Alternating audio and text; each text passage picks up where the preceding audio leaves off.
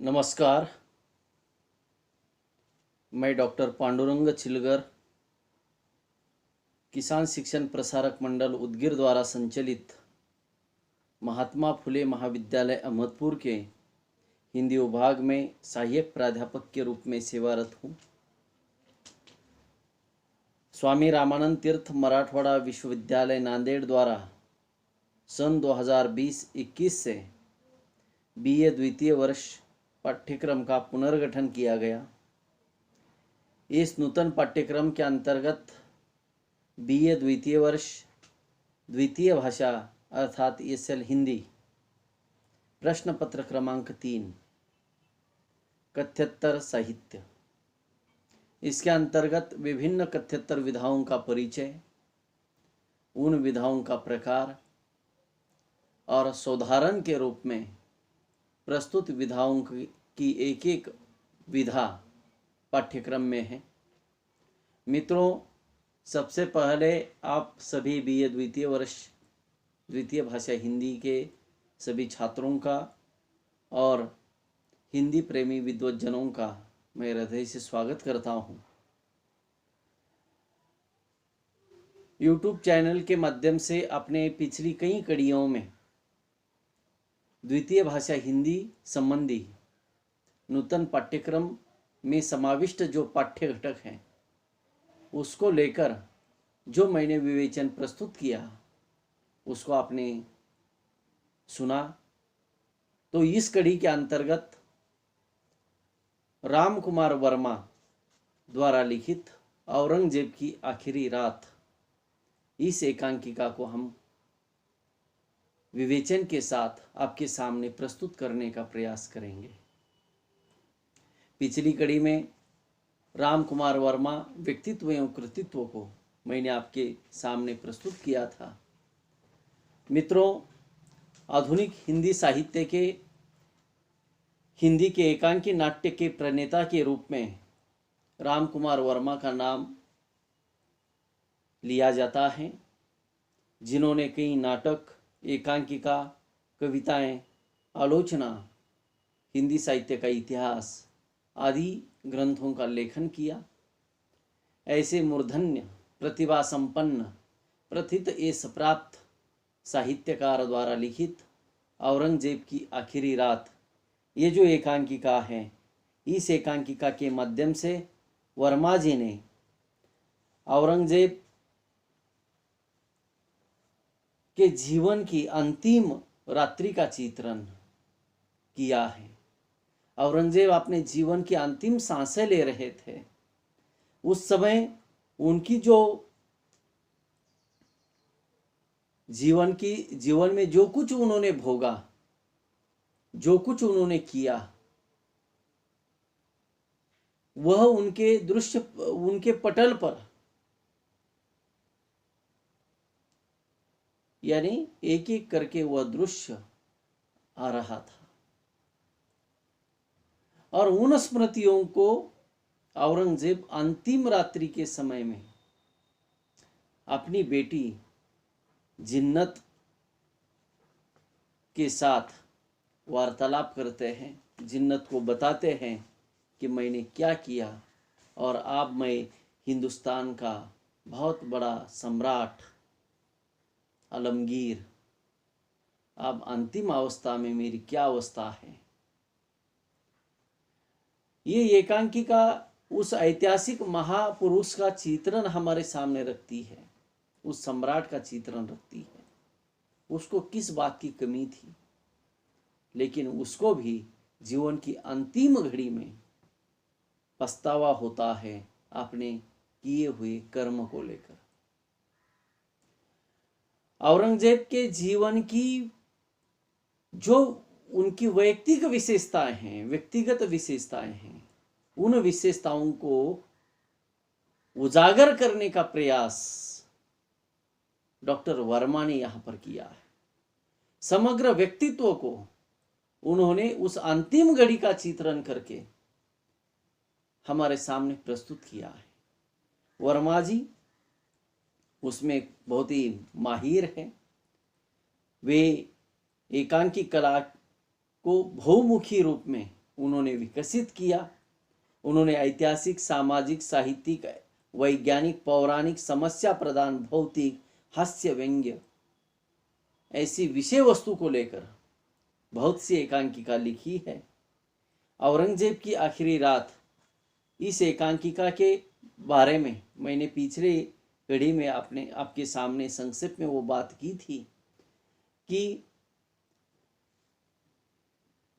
औरंगजेब भारत जैसे बड़े भूभाग का सम्राट, लेकिन उसकी अवस्था जीवन के अंत में क्या होती है?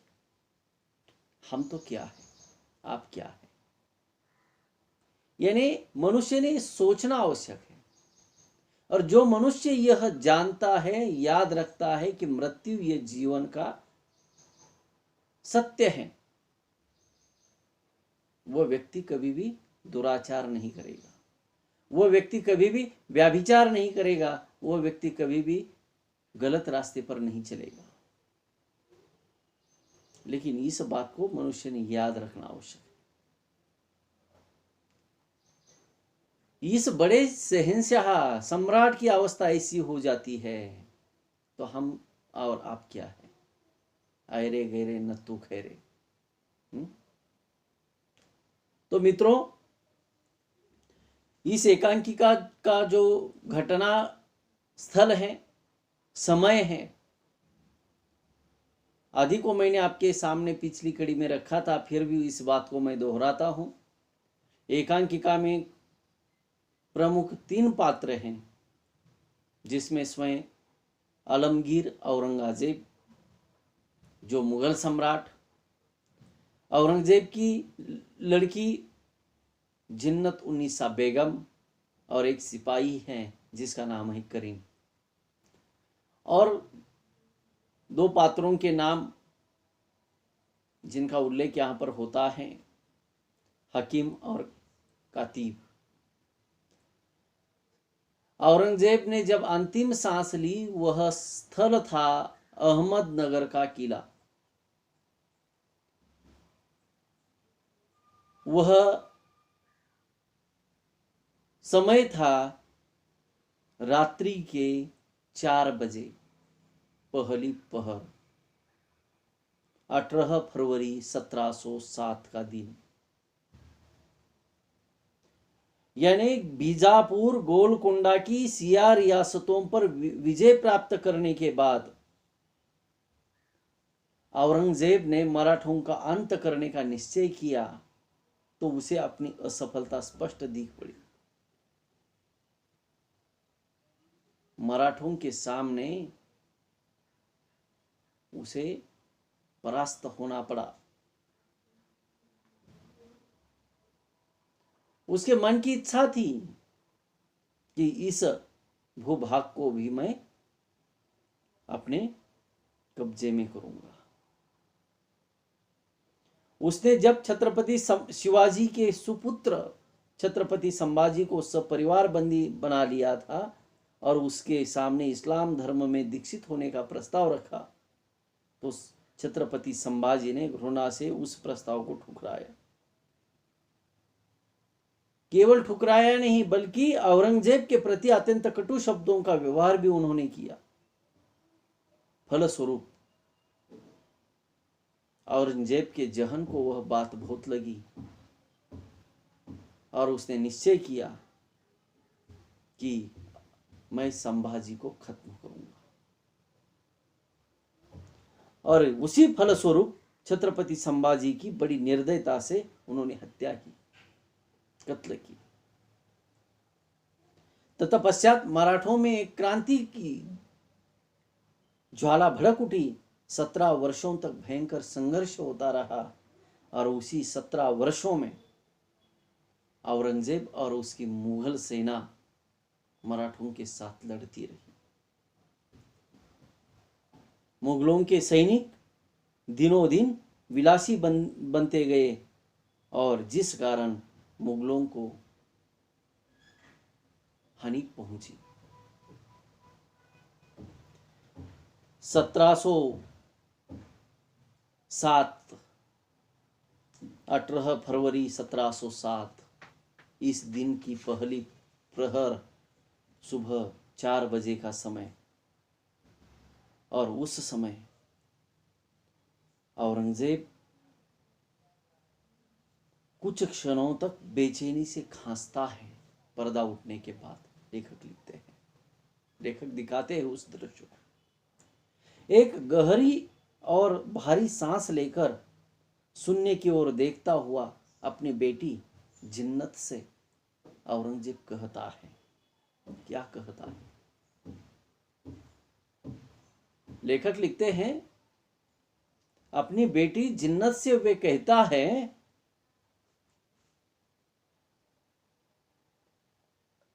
खांसी एक लम्हे के लिए नहीं रुकती, एक क्षण के लिए भी खांसी नहीं रुकती।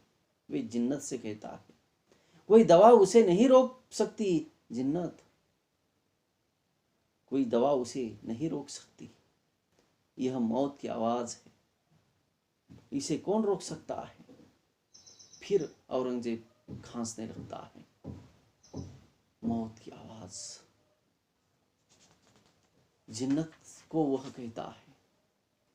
जिन्नत धैर्य के स्वर में अपने पिता को समझाते हुए, ढाढ़स बांधते हुए कहती है, नहीं जहांपनाह, आपकी खांसी बहुत जल्द अच्छी हो जाएगी। हकीमों ने ये कहती है और रुकती है।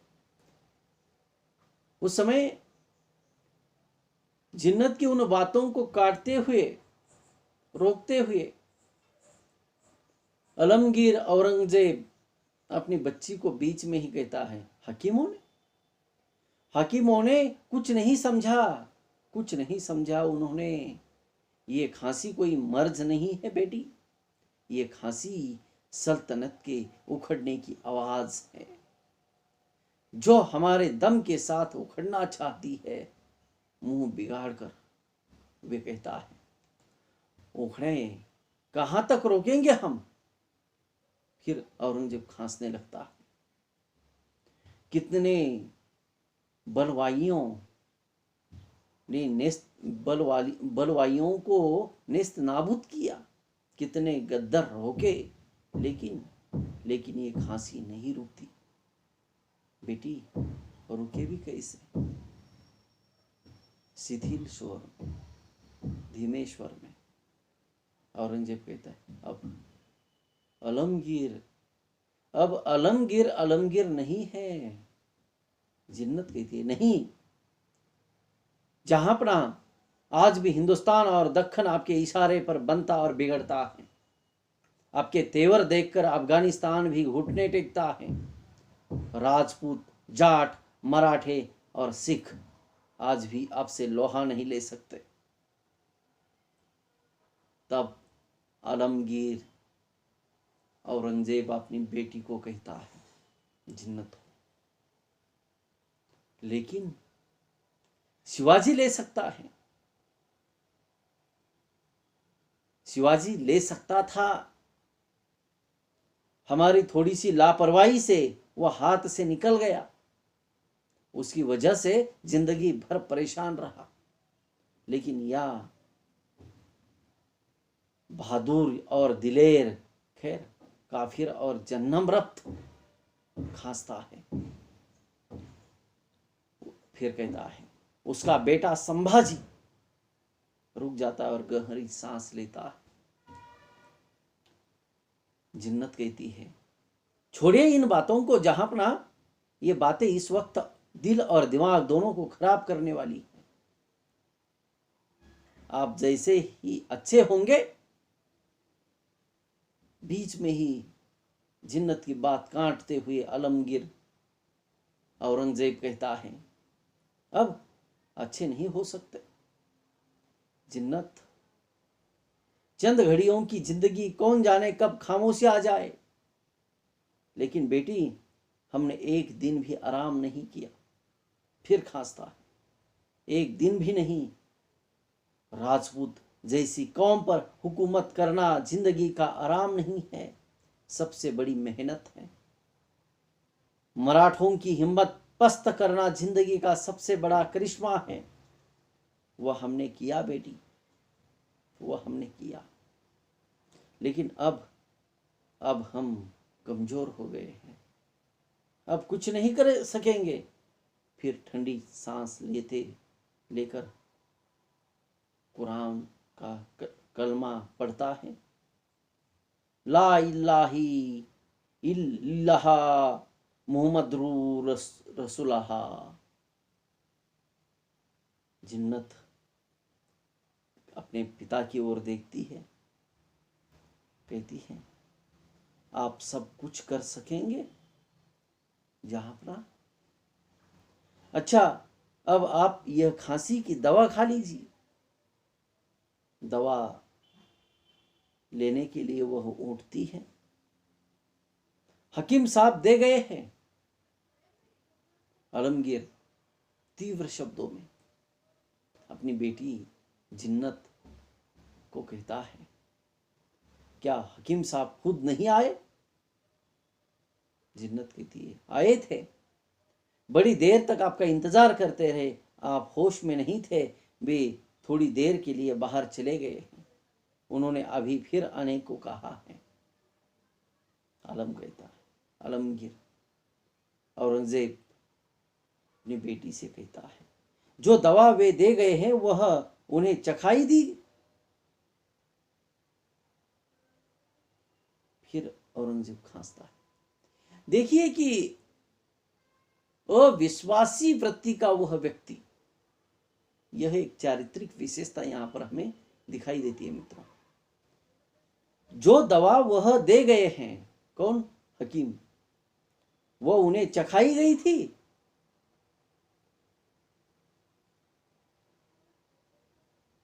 कितना अविश्वास है हकीम के प्रति, डॉक्टर के प्रति। आप किसी डॉक्टर के पास जाएंगे और डॉक्टर आपको दवा देगा तो आप बोलेंगे, पहले डॉक्टर साहब आप चक्कर देखिए, आपको कुछ नहीं हुआ तो हम दवा लेंगे। आप कौन सा डॉक्टर आज दवा लेगा मरीज की? मित्रों, यह विश्वास की प्रवृत्ति समस्त मुगल सल्तनत के सम्राटों के अंदर थी, जिनका अपने पिता पर, अपने भाई पर, अपने रिश्तेदारों पर कतई विश्वास नहीं था। और मित्रों, इसी अविश्वास के कारण उनको अंतिम दिनों में पछतावा करना पड़ा, जिसका वर्णन डॉक्टर रामकुमार वर्मा बहुत ही कलात्मक ढंग से औरंगजेब की आखिरी रात इस एकांकिका में करते हैं। कि एक लक्षण आपने औरंगजेब के जीवन का देखा।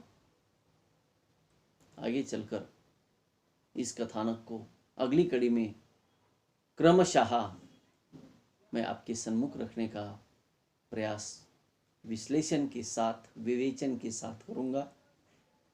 अपने बड़ी तन्मयता के साथ,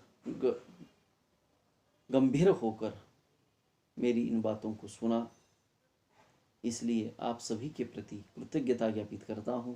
और मित्रों, आपको विनती है कि आप मेरे इस YouTube चैनल को सब्सक्राइब कीजिए, ताकि हिंदी को लेकर, हिंदी साहित्य को लेकर जो भी मेरे विचार हैं YouTube चैनल पर चित्रीकरण के रूप में मैंने डाले हैं, उसको सुनने का, देखने का और समझने का सुअवसर आपको प्रदान होगा। धन्यवाद।